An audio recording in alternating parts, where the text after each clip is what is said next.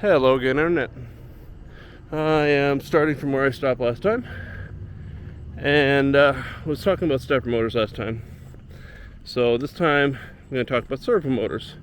If you remember, the advantage of the stepper motor is that you can move it very precisely to a very precise location, and then hold it there. And that's basically what a servo does. So what's the difference? Well, they're fundamentally different in the way they're made, and unless you're really going to geek out, it probably doesn't matter to you how they are internally. What matters is how they're going to work inside your project. So servos tend to be more expensive, and they tend to have controllers that are more expensive. They have so when I was talking about stepper motors, I was talking about you can get a little encoder that goes in the back and reads back and tells you if it's missed a step or where it's at. It tells you where it's at. You can figure out if it's missed a step from there. That's optional in stepper motors. It is not optional in servo motors. It's like key to how they work. If you don't have that, they don't work.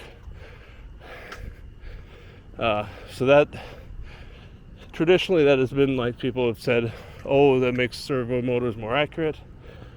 Realistically, when you can get the exact same thing on a stepper motor, it's hard to argue that. Especially since you can get a very, very high-end, high-quality stepper motor for the same price as a low-end servo. So hard to argue that servo's more accurate most of the time anyway. There are very specific exceptions. At that point, you're probably designing the motor for yourself from scratch to fit your application.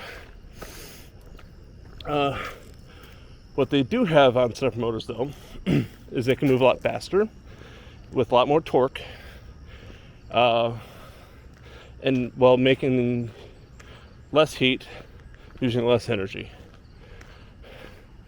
And that's just pretty great, especially if you've got an AC motor or an AC stepper.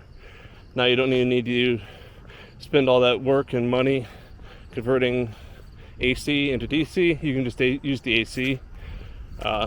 Super handy, very nice thing to have. Again, this is expensive stuff. You're going to see it in higher end machines. You're not going to see it in like home use stuff, laser cutters, 3D printers, regular page printers. You're not going to see it in any of those. You might see it like theoretically in a camera lens, but at that point it's like a very specialized part specifically designed for what they're doing. So again, servos, powerful. Use them when you need lots of torque, very fast, low heat, relatively low energy. They're great for that. If you don't need all those things, save yourself a whole bunch of money and go with stepper motors instead. So this one I feel like has come to a close pretty early because I don't have a lot to say about servos because I don't use them very often. Even when I need that much torque, I generally don't need the precision. Or if I need that much speed, I don't need that precision. But some people do, and I don't make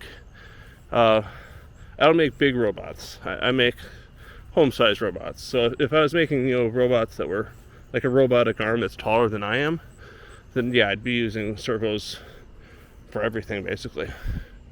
But that's not me. So I'll leave it with that, and see you next time. Thanks for watching. Goodbye, Internet.